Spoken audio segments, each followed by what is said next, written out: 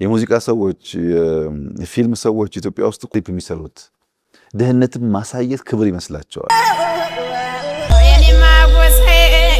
በመጨረሻም ጠቅላዩ የሀገራችን የተለያዩ አርቲስቶችን ብሎም የታክሲ ሹፌሮችን በእጅጉ በመተቸት ደህንነትን ማሳየትና ማስተዋወቅ ክብር ይመስላቸዋል ሲሉ ሀሳባቸውን ሰነዘሩ። በዚህም በርካታ የሀገሪቱ ሹፌሮች እንዲሁም አርቲስቶች ለጠቅላዩ የሰጡት አስደናቂ ምላሽ በአሁኑ ሰዓት እጅግ በጣም መነጋገር ሆኗል።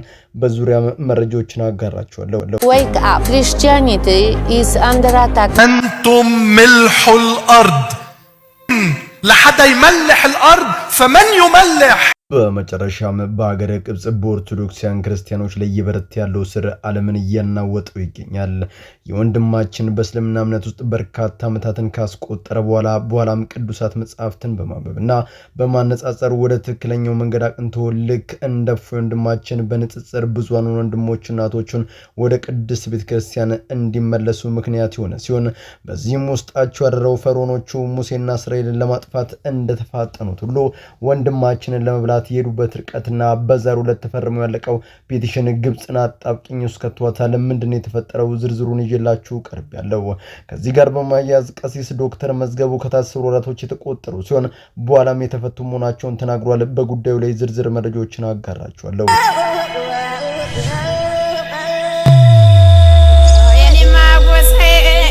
በመጨረሻም የላሊበላ ሀገር ቱሪዝም ባለስልጣናት በዚች ጽጌ በተባለችት ላይ ከባድ የሆነ መግለጫ ነው ወጥቷል።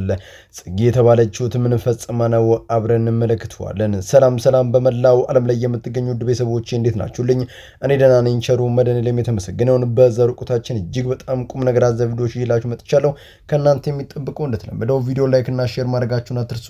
ዳይ ወረለት ቪዲዮ የሙዚቃ ሰዎች ፊልም ሰዎች ኢትዮጵያ ውስጥ እኮ አይተህ ከሆነ ደህንነትን ማሳየት ክብር ይመስላቸዋል። የኢትዮጵያ ታክሲ ሾፌር ከኤርፖርት ሰው ሲቀበሉ መርዶ ይናገራሉ። ምንም ሳይከፋቸው ትርፍ ለማግኘት ብዙ ነገር ስራ የለም እኮ ተቸገርን እኮ እንደዚህ ሆና ይላሉ። አሸን እያስመሰልን እንኑር ወይንስ እውነታውን ለዓለም እናጋልጠው? ይህ በሞትና በሕይወት መካከል ሆነው የድረሱልኝ ጩኸት በሚያሰሙ ሀገራችን የታክሲ ሹፌሮችና እውነትን በኪነ ጥበብ በሚያሳዩ አርቲስቶች የተሰነዘረ ልብ የሚሰብር ጥያቄ ነው። በቅርቡ ጠቅላይ ሚኒስትሩ አርቲስቶችና ሹፌሮችን ደህንነትን በማስተዋወቅና በማጋነን አጥብቀው መተቸታቸው ይታወሳል። ሆኖም የሹፌሮቹና የአርቲስቶቹ ምላሽ ግን የመሪዎችን ደካማ ጎን በአደባባይ ያጋለጠና እውነተኛውን የህዝብ ሰቆቃ ቁልጭ አድርጎ የሚያሳይ ነበር። ከሀገር ገጽታ ግንባታና ከዜጎች ሰቆቃ የትኛው ይቅደም? እስከ መጨረሻው ድረስ አብራችሁን ቆዩ። ይህንን አነጋጋሪ ጉዳይ ከመንፈሳዊ እውነቶች ጋር እያዋዛን እንፈትሸዋለን። ጠቅላይ ሚኒስትሩ በንግግራቸው አርቲስቶችና ሹፌሮች በስራቸው ደህንነትን ማሳየትና ማስተዋወቅ ክብር ይመስላቸዋል ሲሉ መተቸታቸው የብዙዎችን ትኩረት ስበዋል። ነገር ግን መሬት ላይ ያለው እውነትና የፖለቲካው ትርክት እጅግ በጣም የተራራቀ ሆኖ እናገኘዋለን። የታክሲ ሹፌሮች ለዚህ ነቀፌታ የሰጡት ምላሽ የእንባና የደም ድምጽ ነው። ኢትዮጵያን እጅግ በጣም የምንወዳት እናታችን ናት። ነገር ግን በደካማ አመራሮች ምክንያት ዛሬ ከአዲስ አበባ ወጣ ብሎ መመለስ ህይወት ላይ እንደመቆመር ሎተሪ ሆኗል ሲሉ የዕለት ተዕለት ሰቆቃቸውንም አጋልጧል። በየመንገዱ በታጠቁ ኃይሎች መገደልና መታገት ጣፈንታቸው በሆነበት በዚህ ዘመን ታደጉን ስንል የሚሰማን የለም። ታዲያ ለምን የውስጣችን እውነት ለዓለም አናወራም? ወይንስ እየዋሸንና እያስመሰልን እንኑር ሲሉም ጠይቋል።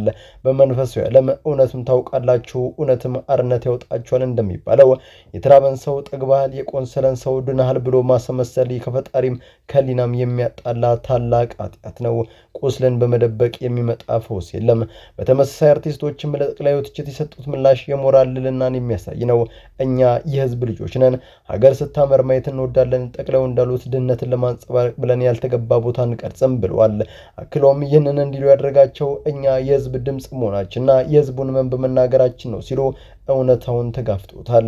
መጽሐፍ ቅዱስ በምሳሌ መጽሐፍ ላይ ስለ ዲዳውና ስለ ተተውት ሰዎች ሙግት አፈን ክፈት እንደሚለው እውነተኛ የኪነ ጥበብ ሰው ማለት የድሆችን የተጨቆኑትን ልሳን መሆን ማለት ነው። አርቲስቶቹ ያደርጉት ይህን መንፈሳዊና ሞራላዊ ግዴታቸውን መውጣት እንጂ ድህነትን ማክበር አይደለም። በአጠቃላይ ውድ ቤተሰቦቼ ሀገር ማለት ህንፃ፣ ፓርክ ወይንም መንገድ ብቻ ሳይሆን በውስጡ የሚኖረው ህዝብ ነው። የህዝቡ ሰላም ሲጠፋ፣ ደሞ ሲፈስና መከራው ሲበዛ ያንን በድብቅ አፍኖ ሁሉም ሰላም ነው ማለት እምነት ከንቱ ግብዝነት ነው። መፍትሄው የህዝብን እንባ ማበስ እንጂ የህዝብን እንባ ከመነጽር ጀርባ መደበቅ አይደለም። እናንተስ በዚህ ጉዳይ ምን ታስባላችሁ?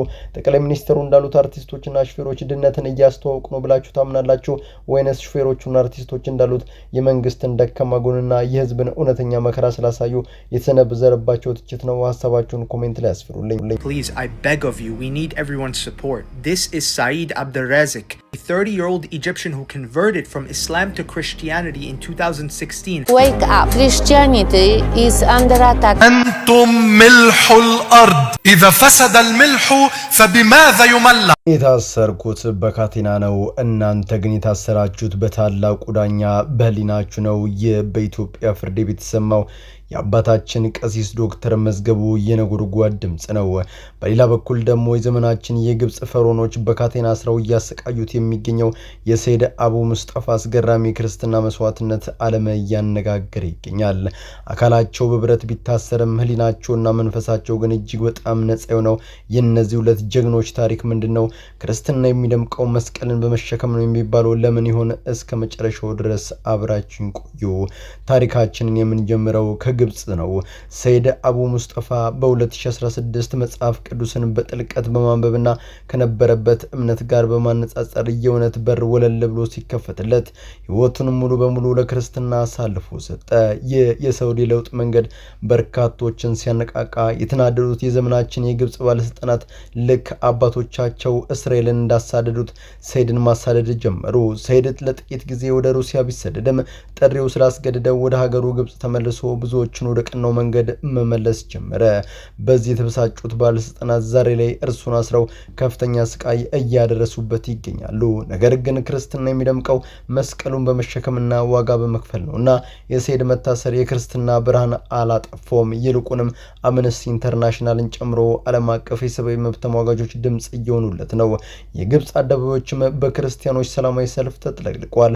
በርካቶችም የፊርማን በማሰባሰብ መንግስት ላይ ጫና እያደረጉ ይገኛል። ከግብጽ ወደ ኢትዮጵያ ስንመጣ ደግሞ መሬት ላይ ያለው እውነት ተመሳሳይ ሆኖ እናገኘዋለን።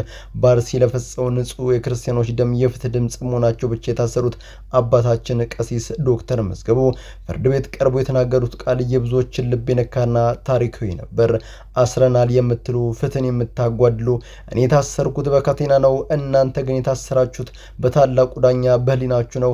ኦርቶዶክሳውያን አታስቡ፣ ህሊኔ የተፈታ ፍጹም ሰላማዊና ደስተኛ ነው ሲሉ እውነተኛ ነጻነት ምን እንደሆነ አስተምሮናል። በእውነት የድንቅ መንፈሳዊ ጀግንነት ነው። ሐዋርያው ጳውሎስ በእስር ቤት ሆኖ ሁልጊዜ በጌታ ደስ ይበላችሁ እንዳለው እውነተኛ ሰላም የሚገኘው ከህሊና ነጻነት እንጂ ከተንደላቀቀ ኑሮና ከስልጣን ወንበር አይደለም።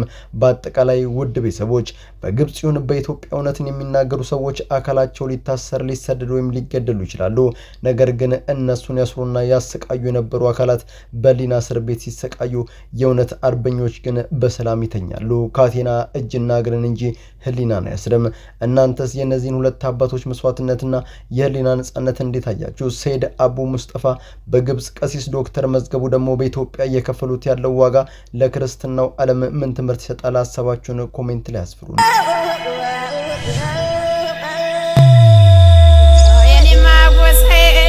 ገውን ለቆ የጓዳውን አጥቶ እንግዳን በፈገግታ የሚያስተናግደው ደጉ የላሊበላ ገበሬ ዛሬ በሶሻል ሚዲያ እይታ ቪው ለማግኘት ሲባል ልመናን እንደ ባል አድርጎ ሲሳል ማየት ምን ያህል ያሳምማል።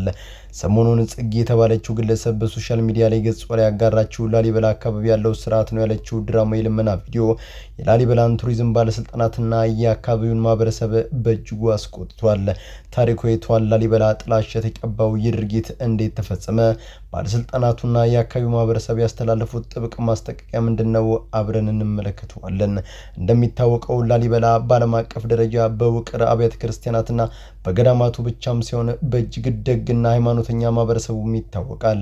የላሊበላና አካባቢው ገበሬ እንግዳ አክባሪነቱ ወደር የሌለው ነው። ከራሱ አልፎ ለከተሜው እህልን የሚያቀርብ እንግዳ ሲመጣበት የራሱን አልጋ ለቁና ያለችውን ቆንጆ መብል አውጥቶ በደስታ የሚያስተናግድ ምስኪን ሩሩና ኩሩ ህዝብ ነው። እውነታው ይህ ሆኖ ሳለ ጽጌ የተባለችው ታችን በርካታ ሊሰሩና ሊታወቁ የሚገባቸው ድንቅ የሀገራችን እሴቶች እያሉ ትኩረት ለመሳብ ብቻ ማሰብ የሰራችው የድራማ የልመና ቪዲዮ የአካባቢውን ህዝብ ክብር በእጅጉ የነካ ሆኗል። የድርጊት የላሊበላን ገበሬ እውነተኛ ገጽታ የሚያጠፋና ማህበረሰቡን የማይወክል በመሆኑ የላሊበላ ቱሪዝም ባለስልጣናትና ነዋሪውን በእጅጉ አሳዝኗል፣ አስቆጥቷልም። በዚህ መሰረት ጉዳዩ የሚመለከታቸው አካላት በግልጽ አማርኛ ጥብቅ መግለጫ ወጥቷል። እህታችን ጽጌ ይህንን የላሊበላን ህዝብ የማይወክል ድራማዊ ስራዋን ከሶሻል ሚዲያ ገጿ ላይ በአስቸኳይ እንድታጠፋ እንዲሁም ወደፊት የአካባቢው ማህበረሰብ ስም ከሚያጠፋና ከማይወክል ድርጊት እንድትቆጠብ የማያዳግም ማስጠንቀቂያ ተሰጥቷታል።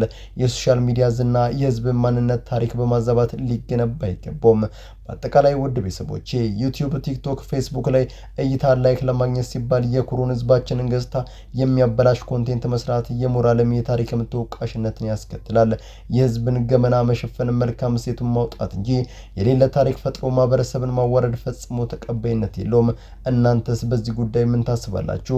ጽጌ የሰራችው ቪዲዮ የፈጠረው ቅሬታ አግባብ ነው ብላችሁ ታምናላችሁ? በሶሻል ሚዲያ ላይ እይታ ለማግኘት ሲባል የህዝብን ማንነት የሚያዛቡ ስራዎች ላይ ምን አይነት እርምጃ መውሰድ አለባቸው ትላላችሁ? ሀሳባችሁን ኮሜንት ላይ አስፍሩልኝ። በመላው ዓለም ላይ የምትገኙ ቤተሰቦቼ ለዛሬ እናንተን ያስተምራሉ፣ ይጠቅማሉ፣ መረጃ ምናሉ ብዬ ያሰብኳቸው ቪዲዮዎች በዚህ መልኩ አቀረብኩላችሁ።